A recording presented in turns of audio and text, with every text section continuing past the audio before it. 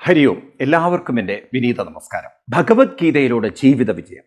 ഭഗവാൻ ശ്രീകൃഷ്ണൻ നമുക്ക് തരുന്ന ജീവിത വിജയം, ഇത് എല്ലാ വ്യക്തികൾക്കും നേടാൻ സാധിക്കുന്ന വിജയമാണ്. ഇവിടെ ജീവിച്ചിരിക്കുമ്പോൾ നേടാൻ പറ്റുന്ന വിജയം. അതുകൊണ്ട് ആരും സ്വന്തം ജീവിതത്തിൽ നിരാശ വന്ന് വിഷമവും വേദനയും വിഷാദവും ഏറ്റിക്കൊണ്ട് നടക്കേണ്ടതില്ല. നമുക്ക് പലപ്പോഴും ഉണ്ടല്ലോ, പല വിഷമങ്ങൾ വരുമ്പോൾ നിരാശ നമ്മളെ പിടികൂടി നമ്മളെ ക്രമേണ അതൊരു മോഹഭംഗത്തിലേക്ക്, അഥവാ നമ്മൾ ഇന്ന് പറയുന്ന ഡിപ്രഷനിലേക്ക്, വിഷാദത്തിലേക്ക് കൊണ്ടുപോകാറുണ്ട്. പക്ഷെ അവിടെയൊക്കെ നമുക്ക് വേണ്ടത് ഭഗവത്ഗീത പോലുള്ള കൃതികൾ വായിച്ച് പ്രചോദനം ഉൾക്കൊള്ളുക. കാരണം മനസ്സിനെ മാറ്റം വരുത്താൻ കഴിവുള്ളവരാണ്, അന്തർലീനമായ ശക്തിയുള്ളവരാണ് നാം. ഞാനത് പറയുമ്പോൾ എൻ്റെ മുന്നിലുള്ളൊരു ഒരു അനുഭവം ഞാൻ പറയണത്, ഒരു ആള്, അദ്ദേഹത്തിന് സ്ട്രോക്ക് വന്ന് വളരെയധികം അദ്ദേഹം ഡിപ്രഷനിൽ പോയി. ഈ ഡിപ്രഷൻ കൂടിയപ്പോൾ അദ്ദേഹത്തിൻ്റെ ശാരീരികമായിട്ടുള്ള തളർച്ചയും നടക്കാനുള്ള ബുദ്ധിമുട്ടൊക്കെ കൂടി വന്ന് ആൾ അതിൽ നിന്ന് പുറത്ത് കടക്കാനേ ശ്രമിക്കുന്നില്ല. അപ്പോൾ വീട്ടുകാർക്കൊക്കെ വിഷമായി, വീട്ടുകാരൊക്കെ നല്ല വിഷമത്തിലും വേദനയിലാണ്. കാരണം ഇദ്ദേഹത്തിന് ഹോപ്പ് നഷ്ടപ്പെട്ട പോലെ. അപ്പം ഞാൻ ഇദ്ദേഹത്തിനോട് പറയായിരുന്നു, കാരണം ഇദ്ദേഹം പുറത്തിറങ്ങാത്ത വ്യക്തിയാണ്, നാരായണിയൊക്കെ എടുത്ത് വായിക്കൂ, ഗീതയൊക്കെ എടുത്ത് വായിക്കൂ. കാരണം എല്ലാ ഹോപ്പും നഷ്ടപ്പെട്ട എല്ലാ വൈദ്യന്മാരും കൈയൊഴിഞ്ഞ് പട്ടതിരിപ്പാടാണ് ഗുരുവായൂരപ്പൻ്റെ മുന്നിൽ പോയി പറയുന്നത്, എനിക്കിപ്പോൾ ആയുരാരോഗ്യ സൗഖ്യമാണ്. അപ്പോൾ നോക്കൂ, ആ മാനസികാവസ്ഥയിൽ നിന്നും അദ്ദേഹത്തിന് പുറത്ത് കടക്കാൻ സാധിച്ചതിൻ്റെ പിന്നിലുള്ള പ്രചോദനം എന്ന് പറയുന്നത് ഗുരുക്കന്മാർ തരുന്ന അനുഗ്രഹങ്ങളാണ്. അതാണ്. എവിടെയെങ്കിലും ഒരു സുഹൃതം വേണം. അർജുനനോട് കൃഷ്ണൻ ഇത് പറയുമ്പോഴുണ്ടല്ലോ, അർജുനൻ കൃഷ്ണ മനസ്സുമായിട്ടൊന്ന് ട്യൂൺഡാവുമ്പോഴാണ് അനുഗ്രഹം കിട്ടുന്നത്. അതുപോലൊരു അനുഗ്രഹം പലർക്കും കിട്ടാതെ പോന്നു. എനിക്ക് അമ്മമാരോടൊക്കെ പറയാനുള്ളത്, നിങ്ങൾ ദയവ് വിചാരിച്ച് നിങ്ങളെ കുട്ടികൾക്കൊക്കെ സത്സംഗത്തിൻ്റെ ഒരു ഭാഗ്യം ഉണ്ടാക്കി കൊടുക്കണം. നിങ്ങൾ വീട്ടിൽ നല്ലത് പറഞ്ഞു കൊടുക്കണം. കാരണം ഒരു ഘട്ടത്തിൽ നമ്മൾ വിഷമം വന്ന് അതിൻ്റെ തീവ്രതയിലെത്തിയിട്ട് ഉപദേശിക്കാൻ പോയിട്ട് കാര്യമില്ല. നേരത്തെ തന്നെ മനസ്സിനെ പ്രിപ്പയർ ചെയ്ത് കൊണ്ടുവരണം. എന്താ പറഞ്ഞു കൊടുക്കേണ്ടത്? നമ്മുടെ മനസ്സ് എന്തും ചിന്തിക്കാൻ സ്വാതന്ത്ര്യമുള്ളവരാണ്. നല്ലതും ചിന്തിക്കാം, കെട്ടതും ചിന്തിക്കാം. നല്ലത് ചിന്തിച്ചാൽ നമുക്ക് നല്ലവരാവാം. വേണ്ടാത്ത ഗുലുമാലുകൾ വെറുതെ ചിന്തിച്ചു കൂട്ടി വെറുതെ മനസ്സിനെ നിരാശയിലേക്ക് അങ്ങനെയും കൊണ്ടുപോവാം. Soul in our own hand. അപ്പം എപ്പോഴും പറഞ്ഞു കൊടുക്കേണ്ട point, mind is in your hand, mind your mind. Mind നിൻ്റെ കൈകളിലാണ്, മനസ്സ് നിങ്ങളുടെ കയ്യിലാണ്, ചിന്ത നിൻ്റെ കയ്യിലാണ്. ആ ചിന്തകൾക്കനുസരിച്ചായിരിക്കും ജീവിതം. കാരണം നിരാശയും ചിന്തയാണ്, പ്രതീക്ഷയും ചിന്തയാണ്. നിങ്ങളുടെ മനസ്സിൽ അടിഞ്ഞുകൂടിയിരിക്കുന്ന വിഷാദവും ചിന്തയാണ്, എന്നാൽ നിങ്ങൾക്കുണ്ടാകുന്ന പ്രചോദനവും ചിന്തയാണ്. ഇതും ചിന്തയാണ്. പക്ഷെ പ്രചോദനമാകുന്ന ചിന്തയെ പിടികൂടി ഈ വിഷാദ ചിന്തയെ വിടാൻ, അതിനാണ് അനുഗ്രഹവും ഗുരുത്വവും വേണ്ടത്. അതൊരു ഭാഗ്യമുള്ളവർക്ക് മാത്രമേ കിട്ടുള്ളൂ. അല്ലാത്തവർ ഈ വിഷാദത്തിൽ വിഷമത്തിൽ കിടന്നിങ്ങനെ കറങ്ങും. പട്ടുനൂൽ പുഴുവിൻ്റെയൊക്കെ കഥ പറഞ്ഞില്ലേ? അപ്പം അങ്ങനെ കുരുങ്ങിക്കിടന്ന് അതിൽ തന്നെ ചക്രശ്വാസം വലിച്ച് എൻ്റെ ജീവിതം എങ്ങനെയാണ്, എനിക്കിങ്ങനെയാണ് വിധിയൊന്ന്, എന്നെങ്ങനെയാണ് കേട്ട് ദൈവം, അതാർക്കും പറ്റും. കാരണം അതൊരു ഹെൽപ്ലെസ് സ്റ്റേറ്റിലേക്ക് നിങ്ങളുടെ മൈൻഡിനെ നിങ്ങൾ കൊണ്ടുപോയതിൻ്റെ ദുരിതവുമാണ്. അത് നിങ്ങൾ വരുത്തി വെച്ചതാണ്. എന്നിട്ട് പിന്നെ പാവം ദൈവത്തിനെ പഴിവരെ, ദൈവമേ എന്നെങ്ങനെ, ദൈവമല്ല ആക്കിയത്. പക്ഷേ നിങ്ങൾ പറയുന്നത് ശരിയാണ്, എനിക്കിപ്പോൾ എന്ത് ചെയ്യാൻ പറ്റും? കാരണം നല്ലൊരു ബന്ധമില്ലാതെ പോയി. പ്രചോദനത്തിൻ്റെ, പ്രോത്സാഹനത്തിൻ്റെ, പ്രേരണയുടെ, പ്രതീക്ഷയുടെ, പ്രത്യാശയുടെ ആ ഒരു നല്ല ഉത്സാഹം തരുന്ന ചിന്ത കണക്ട് ചെയ്യാൻ ആളില്ലാതെ പോയി. അതൊരു ഭാഗ്യക്കേട് തന്നെയാണ്. അതാണ് ഒരു മനുഷ്യൻ്റെ ജീവിതത്തിലെ ഏറ്റവും വലിയ ഭാഗ്യം. വേണ്ട സമയത്ത് പ്രചോദനം കൊടുക്കുക, തട്ടി ഉണർത്തുക. രാമായണത്തിൽ കണ്ടിട്ടില്ലേ നിങ്ങൾ, സീതാന്വേഷണത്തിന് പോകാനായിട്ട് വാനരന്മാരൊക്കെ അങ്ങനെ കടൽ തീരത്ത് അങ്ങനെ തമ്പടിച്ചിരിക്കുകയാണ്.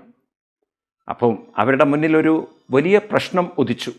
സമ്പാദി വന്നിട്ട് പറയാണ്, നോക്കൂ, 100 യോജന ഇവിടുന്ന് ലങ്കയിലേക്ക് ചാടിയാൽ രാവണൻ്റെ അശോകവനിയിൽ ശിംശിക വൃക്ഷച്ചുവട്ടിൽ സീതാദേവി ഇരിക്കുന്നുണ്ട്. പക്ഷേ അങ്ങോട്ട് പോയി സീതാദേവിയെ കാണണം. അപ്പം അടുത്ത ചോദ്യം ഇതാണ്, ആര് 100 യോജന ചാടും? അപ്പം സ്വാഭാവികമായിട്ടും സീനിയേഴ്സിനോടാണല്ലോ അച്ഛൻ ചോദിക്കുക. അപ്പോൾ ബാലീപുത്രനായ അങ്കദനാണ് സീനിയർ. സുഗ്രീവൻ വന്നിട്ടില്ലല്ലോ, അന്വേഷണത്തിന് സുഗ്രീവനല്ലേ എല്ലാവരും പറഞ്ഞത്. അപ്പം അങ്കദൻ പറഞ്ഞു ജാമ്പവാനെ നോക്കിക്കൊണ്ട്, എനിക്ക് അങ്ങോട്ട് ചാടാൻ സാധിക്കും, പക്ഷെ തിരിച്ചിങ്ങോട്ട് വരാൻ പറ്റുമോ എന്ന കാര്യത്തിൽ ശങ്കയുണ്ട്. അതായത് മുഴുമിപ്പിക്കില്ലേ എന്നർത്ഥം. അടുത്ത ആളോട് ചോദിച്ചു, നളൻ, നീലൻ, അങ്ങനെ കുറേ സീനിയേഴ്സ് ഉണ്ട് അവരുടെ. ഒരാൾ പറഞ്ഞു ഞാൻ മാക്സിമം ഒരു 70 യോജനയ്ക്ക് ചാടാം, അപ്പുറത്ത് പറ്റുമെന്ന് എനിക്കറിയില്ല. പിന്നെ ഒരാൾ പറഞ്ഞു 50 എന്ന്. പിന്നെ ഒരുത്തൻ പറഞ്ഞു എൻ്റെ കൂടെ ഒരുത്തനും കൂടി ചാടുകയാണെങ്കിൽ ഒരു പക്ഷേ ഞാൻ അവിടെ എത്തിയെന്ന് വരുന്നു, അതല്ല വെള്ളത്തിൽ വീഴുകയാണെങ്കിൽ 2 പേർക്കും കൂടി വീഴാലോ. വെറുതെ അങ്ങോട്ടും ഇങ്ങോട്ടും ചർച്ച ചെയ്ത് ഒരെണ്ണവും പൂർത്തീകരിക്കുന്ന ലക്ഷണമില്ല. അപ്പം ജാമ്പവാൻ നോക്കിയപ്പം ഈ വലിയൊരു ഓപ്പറേഷൻ, നമ്മൾ പാകിസ്ഥാൻ ബോർഡറിലൊക്കെ ഇങ്ങനെ കാർഗിലൊക്കെ ഉണ്ടല്ലോ വിജയ് ഓപ്പറേഷൻ, അങ്ങനെ പല ഓപ്പറേഷൻസും ഉണ്ടല്ലോ. ഇവിടെ ഈ ഓപ്പറേഷൻ സക്സസ് ആവാൻ എന്താ ഇപ്പം ചെയ്യേണ്ടതെന്നുള്ള ഒരു പിടി കിട്ടില്ല. അപ്പോഴാണ് പെട്ടെന്ന് ജാമ്പവാൻ്റെ കണ്ണുകൾ ഇങ്ങനെ നോക്കുമ്പോൾ ഹനുമാൻ സ്വാമി അങ്ങനെ വളരെ ഒരുതരം മ്ലാനത പിടിച്ച് കണ്ണൊക്കെ താഴ്ത്തി മുഖമൊക്കെ ഇങ്ങനെ കുനിഞ്ഞ് ഒരു ഉത്സാഹമില്ലാതിരിക്കുന്നു. പെട്ടെന്ന് ജാമ്പവാൻ്റെ തലയിലേക്ക് ഓടി, ഈ ഹനുമാൻ സ്വാമി നിസ്സാരക്കാരനല്ലല്ലോ, കുട്ടിയായിരിക്കുന്ന സമയത്ത് 300 യോജന ചാടിയിട്ടുണ്ട്, അയാളുടെ മുന്നിൽ 100 യോജന എന്തിരിക്കുന്നു? അങ്ങനെയുള്ള വീരധീര ശൂര പരാക്രമിയാണ് ഈ ഇരിക്കുന്നത്. അതും ഇപ്പോൾ വളരെ ഒരു വിഷമം പിടിച്ച പോലെ, പനി പിടിച്ചു പോകുന്നവരെ. അന്നെന്തോ കൊറോണ ഇല്ലാത്തതുകൊണ്ട് അതാണെന്ന് പറയില്ല. ഏതായാലും ഹനുമാൻ സ്വാമിയുടെ അടുത്ത് ചെന്നിട്ട് വീരശൂര പരാക്രമി എന്ന് തട്ടി ഉണർത്തുകയാണ് നമ്മുടെ ജാമ്പവൻ. തോളിൽ തട്ടിയിട്ട് പറഞ്ഞു, ത്വം വായുപുത്രോസി എന്നാണ് ആദ്യം തന്നെ തുടങ്ങണം. നീ വായുപുത്രനാണെന്ന് മറന്നുപോയോ? കാറ്റിൻ്റെ ഗതിയുടെ ശക്തി നിനക്കറിയോ? പിന്നെ അങ്ങോട്ടങ്ങോട്ട് അടിച്ച് തകർക്കുകയാണ്. പറഞ്ഞു, രാമൻ നിൻ്റെ കയ്യിലാണ് മോതിരമേൽപ്പിച്ചത്, അങ്കുലിയമേൽപ്പിച്ചത്. രാമൻ പോരുന്ന സമയത്ത് എന്താ പറഞ്ഞറിയോ? എൻ്റെ ഹനുമാന് ഈ കാര്യം ചെയ്യാൻ സാധിക്കുന്നത്. കാരണം അങ്ങയുടെ കോൺഫിഡൻസ് അത്രയുണ്ടായിരുന്നു, അങ്ങയുടെ കഴിവ് അത്രയുണ്ടായിരുന്നു. രാമനത് പറയാൻ സാധിച്ചിട്ടുണ്ട്. ഈ ദൗത്യം അങ്ങയ്ക്കല്ലേ ചെയ്യാൻ പറ്റുള്ളൂ. ഇങ്ങനെ പ്രചോദനാത്മകമായ വാക്കുകൾ കേട്ട് കേട്ട് കേട്ട് കേട്ട് കേട്ട് കേട്ട് എവിടെയോ ഒരു വിഷാദത്തിൽ കുരുങ്ങിപ്പോയ ഹനുമാൻ സ്വാമി പിന്നീട് അങ്ങോട്ട് പ്രചോദനത്തിൻ്റെ ഒരു ഗാംഭീര്യതയിലേക്ക് അങ്ങോട്ട് വളർന്ന് വികസിച്ച് ജയ് ശ്രീറാം എന്നൊരലർച്ച, സിംഹഗർജനമായിരുന്നു എന്നാണ്. സാധാരണ ഗർജന, സിംഹഗർജനം. അപ്പോഴേക്കും അദ്ദേഹത്തിൻ്റെ ശരീരത്തിൻ്റെയൊക്കെ ബലം കൂടിയിട്ട് ശരീരത്തിൻ്റെ ആകൃതി തന്നെ അങ്ങോട്ട് മാറിയെന്നാണ്. കണ്ടാ പേടിയോ അത്രേ. ഇപ്പോഴും ഉണ്ട് നമുക്ക് ഹനുമാൻ സ്വാമിയുടെ അങ്ങനത്തെ ഒരു ഭീകരമായ ഒരു രൂപങ്ങൾ വെച്ചുള്ള അമ്പലങ്ങൾ. വളരെ ഭയാനകമായിട്ടുള്ള ഭജരംഗബലി എന്നുള്ള രൂപത്തിൽ, അങ്ങനെയാണ് ആ ഭജരംഗബലി എന്നുള്ള കൺസെപ്റ്റ് തന്നെ വന്നത്. ആ ഒരു ഗംഭീരത. പിന്നെ ഹനുമാൻ സ്വാമി ദൗത്യം പൂർത്തീകരിക്കുന്നതല്ലേ നമ്മൾ കാണുന്നത്. അപ്പം ഇതൊന്ന് മനസ്സിലാക്കേണ്ടത്, മൈൻഡ് ക്യാൻ ബി ചേഞ്ച്ഡ്. നമുക്ക് മനസ്സ് മാറ്റിയെടുക്കാൻ പറ്റും. മനസ്സാണ് നമ്മുടെ ജീവിതം. ആ മനസ്സിനെ മാറ്റിയെടുക്കാൻ എപ്പോഴും നമുക്ക് പുറത്തുനിന്നൊരാൾ പ്രേരണയും പ്രചോദനവും തരണമെന്നില്ല. അന്ന് അർജുനനത് പറഞ്ഞു കൊടുക്കാൻ കൃഷ്ണനുണ്ടായിരുന്നു. ഇന്ന് നമുക്കാര് പറഞ്ഞു തരും? അതിനാണ് നമ്മൾ ഗീത വായിക്കുന്നത്, ഗീത പഠിക്കുന്നത്. ഗീത നമ്മുടെ മുന്നിൽ ഒരു കൃഷ്ണനായി, നാം അർജുനനായി. ഇപ്പോഴൊക്കെ നമുക്ക് ചില വിഷമങ്ങൾ, ചില ജീവിത നിരാശകൾ, ദുഃഖങ്ങൾ വിടാതെ അങ്ങനെ മുറുകെ പിടിച്ച് നമ്മളങ്ങനെ അതിൽ തന്നെ ആഴ്ത്തി കൊണ്ടുപോകുമ്പോൾ അതിൽ നിന്നും സടകുടഞ്ഞ് പുറത്തു വരാനുള്ളൊരു കരുത്തും ശക്തിയും ഊർജവും തരാൻ ഗീതാശ്ലോകങ്ങൾ ഇന്ന് നമ്മുടെ മുന്നിലുണ്ട്. എനിക്ക് പറയാനുള്ളത്, എല്ലാവരും കുട്ടികൾക്ക് ഈ ഗീത കൊടുക്കണം, പ്രചരിപ്പിക്കണം. ഒരു ശ്ലോകമെങ്കിലും വീടുകളിൽ ഡിസ്കസ് ചെയ്യണം. നിങ്ങൾ മക്കളോട് എപ്പോഴും ഒരു ശ്ലോകം, ഏതെങ്കിലും ഒരു ശ്ലോകം നിങ്ങൾ ഡിസ്കസ് ചെയ്യുക. ഇപ്പം ഡെയിലി നിങ്ങൾക്ക് കാണാൻ പറ്റുന്നുണ്ടല്ലോ ഗീതാ പ്രഭാഷണം. അതിലേതെങ്കിലും ഒരു ശ്ലോകം എടുത്തിട്ട് നിങ്ങൾ ഡിസ്കസ് ചെയ്യുക. നിങ്ങളുടെ കുട്ടികളിലേക്ക് ഇത് പകർന്നു കൊടുക്കുക. അത് പിൽക്കാലത്ത് അവർക്ക് ഒരാവശ്യം വരുമ്പോൾ ഭഗവത്ഗീതയിലേക്ക് നോക്കാൻ അവരെ പ്രേരിപ്പിക്കും. ഭഗവത്ഗീത ഗാന്ധിജിയുടെ ജീവിതത്തിൽ അദ്ദേഹത്തിന് ലണ്ടനിൽ പഠിക്കുന്ന സമയത്താണ് അദ്ദേഹത്തിന് ഭഗവത്ഗീത മനസ്സിലാക്കാനുള്ള ഭാഗ്യം കിട്ടിയത്. നോക്കണേ, ഇന്ത്യയിൽ ജനിച്ച ഗാന്ധിജി പിന്നീട് അദ്ദേഹത്തിൻ്റെ കുടുംബമൊക്കെ പ്രധാനപ്പെട്ട ആളുകളൊക്കെ സൗത്ത് ആഫ്രിക്കയിലായിരുന്നു. ധാരാളം അന്ന് ഗുജറാത്തി സമൂഹം സൗത്ത് ആഫ്രിക്കയിൽ പോയി ജോലി ചെയ്യുമായിരുന്നു. അന്ന് സൗത്ത് ആഫ്രിക്കയിൽ അത്രയും റിസോഴ്സ് ഉണ്ടായിരുന്നു. അപ്പം ഇദ്ദേഹം അവിടെ ലോയറായിട്ടൊക്കെ പ്രാക്ടീസ് ചെയ്യായിരുന്നല്ലോ മോഹൻദാസ് ഗാന്ധിജി. അങ്ങനെ അദ്ദേഹത്തിൻ്റെ ബാരിസ്റ്റർ ഓഫ് ലോ പഠിക്കുന്നത് ലണ്ടനിലാണ്. അപ്പോഴാണ് അദ്ദേഹത്തിന് ഗീത പരിചയപ്പെടാൻ സാധിച്ചത്. പിന്നീട് അദ്ദേഹം ഭഗവത്ഗീത കൂടുതൽ അടുത്തടുത്ത് പഠിച്ച് നിങ്ങൾക്കറിയോ, ലോകത്തിലെ ആദ്യമായിട്ട് ഒരു രാഷ്ട്രീയക്കാരനായിരുന്നല്ലോ ഗാന്ധിജി. ആത്മീയ രാഷ്ട്രീയക്കാരനായിരുന്നു. ഇന്നത്തെ രാഷ്ട്രീയക്കാർക്ക് ആത്മീയത ഇല്ല, ഗാന്ധിജിക്ക് ആത്മീയത ഉണ്ടായിരുന്നു. ആ ആത്മീയത അദ്ദേഹത്തിന് കിട്ടിയത് ഗീതയിലൂടെയാണ്. അപ്പം അതുകൊണ്ട് ആദ്യമായിട്ട് അദ്ദേഹം ഭഗവത്ഗീതയ്ക്ക് ഒരു കമൻട്രി എഴുതി, വ്യാഖ്യാനം. എനിക്ക് കുട്ടികളോടൊക്കെ പറയാനുള്ളത്, അറ്റ്ലീസ്റ്റ് നിങ്ങൾ ഗാന്ധിജി എഴുതിയ കമൻട്രി എങ്കിലും ഒന്ന് വായിക്കുക ഗീതയുടെ. അതിന് അനാസക്തിയോഗം എന്നാണ്.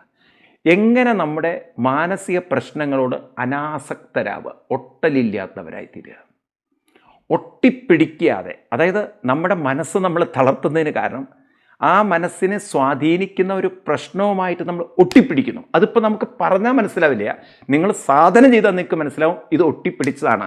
അതുകൊണ്ടാണ് ആ ഒട്ടലിൽ നിന്നും മനസ്സിനെ നമുക്ക് മാറ്റാൻ പറ്റുക. ദാറ്റ് മീൻ നാം പൂർണ്ണമായും ദുഃഖത്തിൽ 100% വിക്റ്റിമല്ല, നമുക്കതിൽ നിന്നും പുറത്ത് കിടക്കാൻ കഴിവുള്ളവരാണ്. അപ്പോൾ ഒരു താതാത്മ്യം മാത്രമേ ഉണ്ടാവുന്നുള്ളൂ. അപ്പോൾ നമ്മളൊരു ലൈറ്റിൻ്റെ മുകളിൽ ഒരു കളർ പേപ്പർ ഒട്ടിച്ചു കഴിഞ്ഞാൽ, ഇപ്പോൾ ചുവന്ന കളറാണ് വെച്ചാൽ ചുവന്ന ലൈറ്റ് കാണും. പക്ഷെ ലൈറ്റ് ചുവപ്പല്ല. കാരണം ആ പേപ്പറിലൂടെ വെളിച്ചം റിഫ്ലക്റ്റ് ചെയ്യുമ്പോൾ, ആ വെളിച്ചം അതിലൂടെ പുറത്തു വരുമ്പോൾ ആ ചുവപ്പിൻ്റെ വർണ്ണം ആ വെളിച്ചത്തിലൂടെ നമ്മൾ കാണുകയാണ്. എപ്പോൾ നിങ്ങൾ ആ പേപ്പർ എടുത്ത് കളയുന്നു, വീണ്ടും വെളിച്ചം പഴയ ലൈറ്റ് വെളിച്ചം തന്നെയാണ്, അതിൽ ആ കളറില്ല. ഈ കളറാണ് നമ്മുടെ ചിന്തകൾ. നമ്മുടെ ഉള്ളിലുള്ള വെളിച്ചം ബോധമാണ്. ആ ബോധത്തിൽ തെളിഞ്ഞു വരുന്ന ചിന്തകൾ, ആ ചിന്തകളാണ് പല അനുഭവങ്ങളോടും താതാത്മ്യപ്പെട്ട് നമ്മളെ ആ അനുഭവത്തിൻ്റെ ഇരകളാക്കി മാറ്റുന്നത്. അപ്പം നമുക്ക് വേണമെങ്കിൽ നമ്മുടെ ചിന്തകളെ മാറ്റിയെടുക്കാൻ സാധിക്കും. അതിനാണ് നമ്മൾ കൃത്യതയോടെ അനുഷ്ഠാനങ്ങളൊക്കെ അനുഷ്ഠിക്കുന്നത്. അതാണ് ഗാന്ധിജി രാമ രാമ രാമ ജപിച്ച് അവസാനം മരണത്തിൻ്റെ മുന്നിൽ പോലും രാം രാം രാം എന്ന് പറഞ്ഞ് പോകാൻ പറ്റിയത്. ഈ കരുത്തൊക്കെ അവർക്ക് നേടാൻ സാധിച്ചത് അവരുടെ കൃത്യമായ അനുഷ്ഠാനങ്ങളിലൂടെയാണ്. നിങ്ങൾ നോക്കൂ, ഇന്നത്തെ കോൺഗ്രസ്സുകാരോടൊന്ന് ചോദിക്കുക, ഗാന്ധിജി ദിവസവും അനുഷ്ഠിച്ചിരുന്ന കാര്യങ്ങൾ എന്തൊക്കെയായിരുന്നു? ഒന്ന് ചോദിച്ചു നോക്കൂ. ഞാൻ നിങ്ങൾക്ക് ഉറപ്പ് തരാം, ഗാന്ധിജിയുടെ നിത്യാനുഷ്ഠാനങ്ങളെക്കുറിച്ച് അറിയുന്ന കോൺഗ്രസ്സുകാർ വിരലിൽ എണ്ണാവുന്നതായിരിക്കും. വിരളമായിരിക്കും, വിരലിൽ എണ്ണാവുന്നവരുണ്ട്. അത് കൃത്യമായി പാലിക്കുന്ന ചില കോൺഗ്രസ് നേതാക്കന്മാരുണ്ട്. പക്ഷെ അവരൊന്നും മുഖ്യധാരയിലേക്ക് വരാറില്ല. ഞാൻ കണ്ട വളരെ അപൂർവം അങ്ങനെ കോൺഗ്രസ് നേതാക്കന്മാരുണ്ട്. ഗാന്ധിജിയുടെ ജീവിതാനുഷ്ഠാനങ്ങളെ ശരിക്കും മനസ്സിലാക്കിക്കൊണ്ട് അവരുടെ ജീവിതത്തിലും അത് അനുഷ്ഠിക്കുന്നവർ നിങ്ങൾക്ക് കാണാൻ സാധിക്കും. എപ്പോഴെങ്കിലും നിങ്ങൾ പാലക്കാട് കൊല്ലങ്കോട് വഴിക്കൊക്കെ ഒന്ന് പോവുക, ചിറ്റൂർ എന്നൊക്കെ പറഞ്ഞ സ്ഥലത്ത് പഴയ കോൺഗ്രസ് നേതാക്കന്മാരൊക്കെ ഒന്ന് അന്വേഷിച്ച് പോവുക. ഗാന്ധിജിയുടെ ജീവിതത്തിൽ വളരെയധികം ഉൾക്കൊണ്ട വല്ലവരൊക്കെ ഉണ്ടോ എന്ന് അന്വേഷിക്കുക, അവിടെയൊക്കെ കാണാം. അപ്പോൾ ഗാന്ധിജി ദിവസവും തൻ്റെ പ്രാർത്ഥനയിൽ ഈശാവാസ്യ ഉപനിഷത്ത് ചൊല്ലുമായിരുന്നു. ഈശാവാസ്യം എന്നുള്ള ഉപനിഷത്തിലെ ഈശാവാസ്യം ഇതം സർവം യത്കിഞ്ച ജഗത്യാന്തകത് തേന തെക്തേന പുഞ്ചീത മാകൃതകൃസി സിദ്ധനം. ഭഗവത്ഗീതയിലെ 2-ാം അധ്യായത്തിലെ സ്ഥിതപ്രജ്ഞയോഗം അത് ചൊല്ലുമായിരുന്നു. ഇന്ന് അതൊക്കെ അറിയുന്ന കോൺഗ്രസ്സുകാർ ഉണ്ടോയെന്ന് എനിക്കറിയില്ല. കാരണം ഗാന്ധിജിയുടെ ജീവിതചര്യകളായിരുന്നു ഇതൊക്കെ. പിന്നെ അദ്ദേഹത്തിൻ്റെ രഘുപതി രാഘവ രാജാറാം തുടങ്ങിയിട്ടുള്ള വൈകുന്നേരം പ്രാർത്ഥന കഴിഞ്ഞിട്ടാണല്ലോ അദ്ദേഹം പ്രസംഗങ്ങൾക്ക് പോവാറ്, അദ്ദേഹത്തിൻ്റെ പ്രഭാഷണങ്ങൾക്ക് പോവാറ്. പ്രാർത്ഥന അദ്ദേഹത്തിന് കൃത്യമായി അദ്ദേഹം കൊണ്ട് നടക്കുകയായിരുന്നു.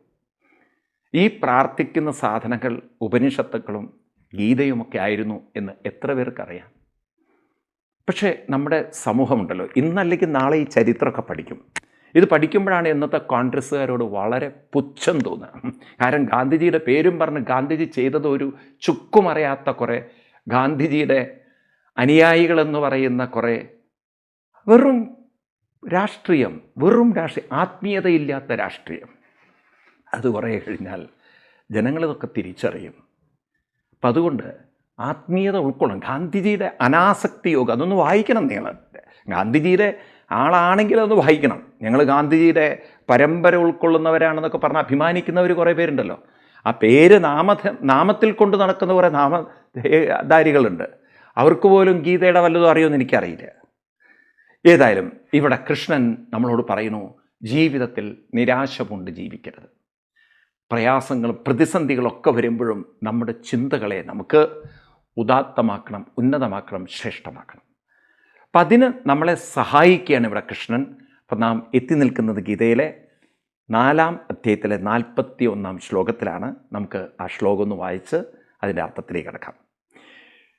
യോഗസന്യസ്തകർമാണം ജ്ഞാനസംഛിന്ന സംശയം ആത്മവന്തം ന കർമാണി നിബന്ധന്തി ധനഞ്ജയ. ഒന്നുകൂടി ചൊല്ലാം. യോഗസന്യസ്തകർമാണം ജ്ഞാനസംഛിന്ന സംശയം ആത്മവന്തം ന കർമാണി നിബന്ധന്തി ധനഞ്ജയ. ഈ ശ്ലോകങ്ങളൊക്കെ നമ്മൾ ശരിക്കും ഒരു ആചാര്യമുഖത്ത് നിന്ന് കേട്ടിട്ടില്ല എങ്കിൽ കൺഫ്യൂഷനേ ഉണ്ടാവുള്ളൂ. കാരണം കൃഷ്ണൻ ഉപയോഗിക്കുന്ന വാക്കുകളുടെയൊക്കെ സ്ഥൂലാർത്ഥം എടുത്താൽ തെറ്റിപ്പോവും. ഉദാഹരണത്തിന് സന്യസ്ത കർമാണം, കർമ്മങ്ങളെയൊക്കെ നിങ്ങൾ സന്യസിക്കുക, സന്യസിക്കുക എന്ന് പറഞ്ഞാൽ പൊതുവെ എല്ലാം വിടുക, ഉപേക്ഷിക്കുക എന്നൊക്കെയല്ലേ, ത്യാഗം എന്നുള്ളതാണ്. അപ്പം കർമ്മം ത്യജിക്കാനാണോ കൃഷ്ണൻ പറഞ്ഞത് എന്ന് സംശയിക്കാം.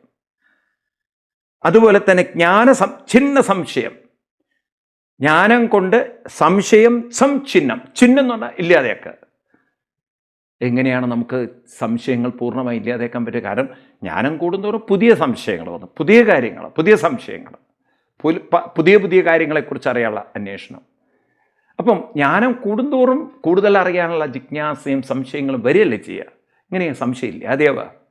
അപ്പം അതുകൊണ്ട് ഇതൊക്കെ ശ്രദ്ധിച്ച് വായിച്ചിട്ടില്ല എങ്കിൽ ആകെ അപകടമാണ്. അപ്പം എന്താ കൃഷ്ണൻ പറയുന്നത്? യോഗ സന്യസ്തകർമാണം.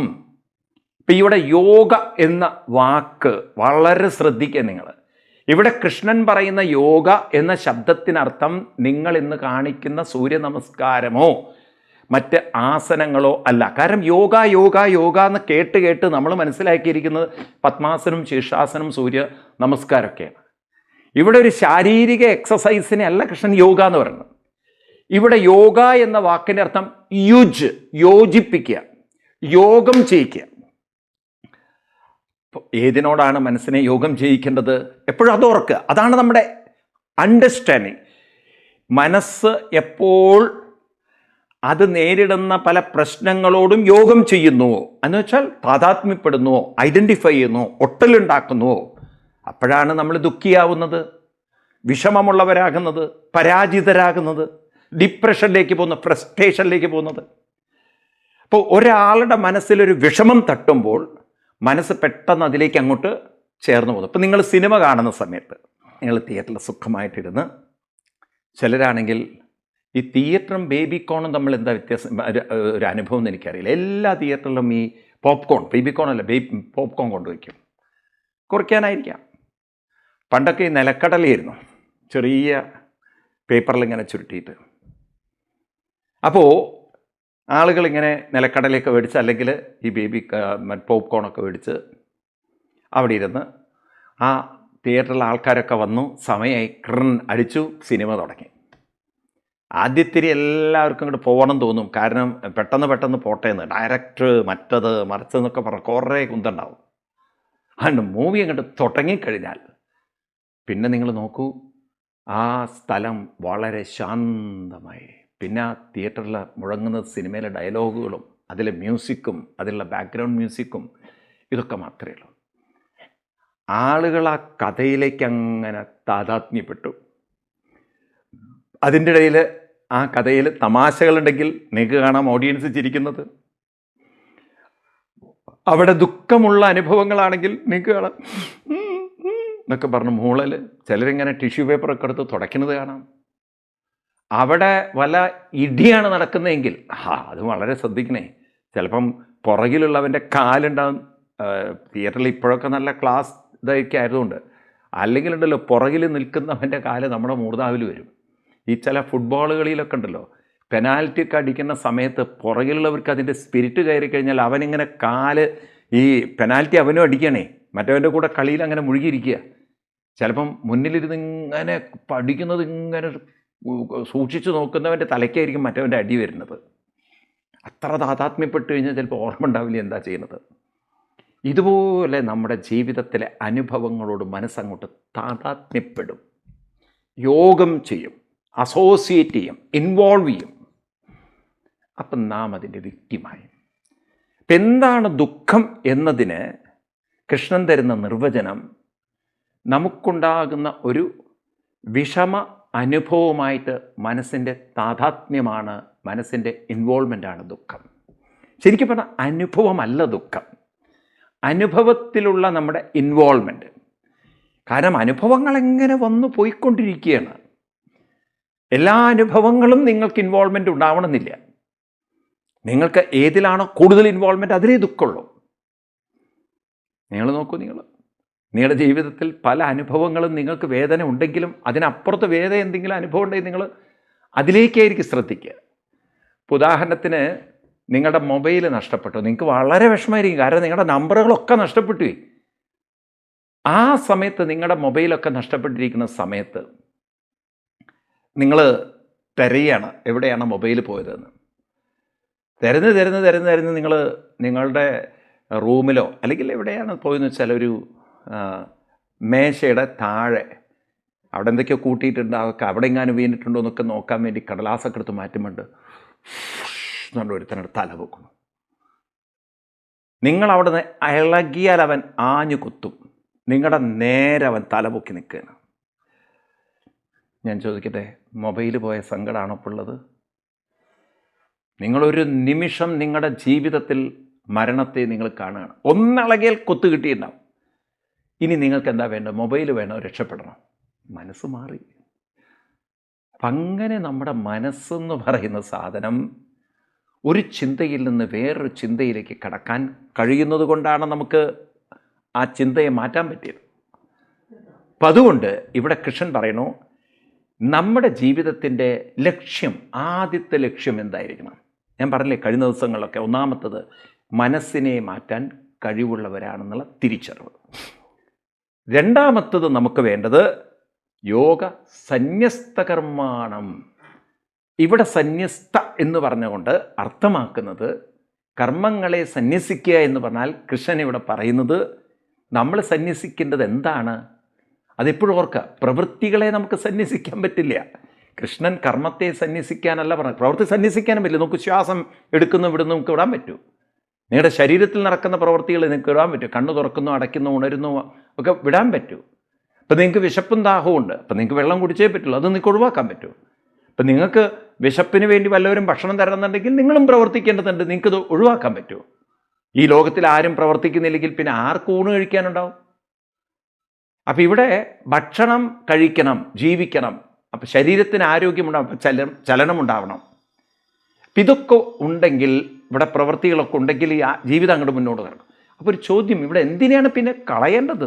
സന്യസിക്കേണ്ടത് എന്തിനാണ്? സന്യസിക്കേണ്ടത് മറ്റൊന്നുമല്ല, നമുക്ക് ഒഴിവാക്കേണ്ടത് നമ്മുടെ മനസ്സ് നല്ല പ്രവൃത്തികളിലൊക്കെ ഇൻവോൾവ് ചെയ്യുമ്പോഴും അവിടെ നമുക്കൊരു ദുരന്തം നമ്മളെ കാത്തിരിക്കുന്നത്, നാം നല്ല കാര്യങ്ങൾ ചെയ്യുമ്പോൾ നമുക്ക് അംഗീകാരവും നമുക്ക് ബഹുമാനവും നമുക്കൊരു സ്ഥാനവും കിട്ടാനൊക്കെ നമ്മൾ ആഗ്രഹിക്കും. അതേപോലെ തന്നെ നമ്മുടെ ജീവിതത്തിൽ എന്തെങ്കിലും വിഷമങ്ങൾ വന്നാൽ ആ നിരാശ നമ്മളെ സ്വാധീനിക്കും. ഇപ്പം രണ്ട് കാര്യത്തിൽ നിന്ന് മനസ്സിനെ മുക്തമാക്കണം. രണ്ട് കാര്യത്തിൽ നിന്ന്. ഒന്നാമത്തത്, നമ്മുടെ ജീവിതത്തിൽ നമ്മളിൽ നിക്ഷിപ്തമായ കടമകളെ ചെയ്തുകൊണ്ടിരിക്കുകയും വേണം. എന്നാൽ അതേ സമയം നമുക്ക് അപ്രീഷിയേഷൻ കിട്ടിയെന്ന് വരില്ല, അംഗീകാരം കിട്ടിയെന്ന് വരില്ല, അതൊന്നും നമ്മുടെ പ്രവർത്തനത്തെ ബാധിക്കരുത്.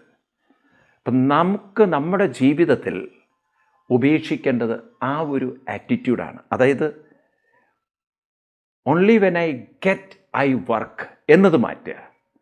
എനിക്കെന്തെങ്കിലും കിട്ടിയാലേ ഞാൻ പ്രവർത്തിക്കുള്ളൂ എന്ന്. നമ്മളെ സംബന്ധിച്ച് വർക്ക് ചെയ്യുക, പ്രവർത്തിക്കുക എന്നതിന് പ്രാധാന്യം കൊടുക്കുക, സേവനം ചെയ്യുക. അങ്ങനെ എല്ലാവരും ഒന്ന് പ്രവർത്തിച്ചു നോക്കൂ, നിങ്ങൾക്ക് കാണാൻ മാറ്റം. നമുക്ക് അംഗീകാരം കിട്ടിയാലും അംഗീകാരം കിട്ടിയില്ലെങ്കിലും, നമ്മളെ അനുമോദിച്ചാലും അനുമോദിച്ചിട്ടില്ലെങ്കിലും നമുക്ക് പ്രവർത്തിക്കുക, നമ്മുടെ പ്രവൃത്തി നന്നാക്കുക, ക്വാളിറ്റി, അതാണ് ഏറ്റവും ഇമ്പോർട്ടൻ്റ്. അതിൽ ഫോക്കസ് ചെയ്യുക, ബാക്കിയുള്ളതൊക്കെ നമുക്ക് വന്നുകൊള്ളും. പ്രത്യേകിച്ച് യുവാക്കളോടൊക്കെ എനിക്ക് പറയാനുള്ളത്, നിങ്ങൾ കുട്ടികൾക്കൊക്കെ എന്തെങ്കിലും ക്ലാസ്സുകൾ എടുത്തു നോക്കൂ. ക്ഷേത്രത്തിൽ പലതും സംഘടിപ്പിക്കുക, കുറേ കാര്യങ്ങൾ. ക്ഷേത്രം ഒരു ദിവസം വൃത്തിയാക്കുന്ന കാര്യം, സേവനവാരം, ഒരാഴ്ച ക്ഷേത്രം വൃത്തിയാക്കുക, അല്ലെങ്കിൽ പൊതുസ്ഥലങ്ങൾ, ഇങ്ങനെ പലതിനും മുന്നിട്ടിറങ്ങി നോക്കുക. അങ്ങനെ നമ്മൾ പ്രവർത്തിക്കാൻ തുടങ്ങുമ്പോൾ ചുറ്റുപാടിൽ മാറ്റമുണ്ടാവും, നമ്മുടെ വ്യക്തിത്വത്തിൽ മാറ്റമുണ്ടാവും. കാരണം നമുക്ക് കുറേ കൂടി എങ്ങനെയാണ് ഒരു കാര്യം ഭംഗിയായിട്ട് ചെയ്യേണ്ടത് എന്നുള്ളൊരു എക്സ്പോഷർ നമ്മുടെ ജീവിതത്തിൽ വരും. ഇനി രണ്ടാമത് കൃഷ്ണൻ പറയും, ജ്ഞാനഛിന്ന സംശയമാണ്. ഇപ്പം ജ്ഞാനഛിന്ന സംശയം, ആ കാര്യം അത് നമുക്ക് കുറച്ചുകൂടി വിശദമായിട്ട് പഠിക്കണം. അത് നമുക്ക് അടുത്ത ക്ലാസ്സിൽ നോക്കാം. എല്ലാവർക്കും നന്ദി, നമസ്കാരം.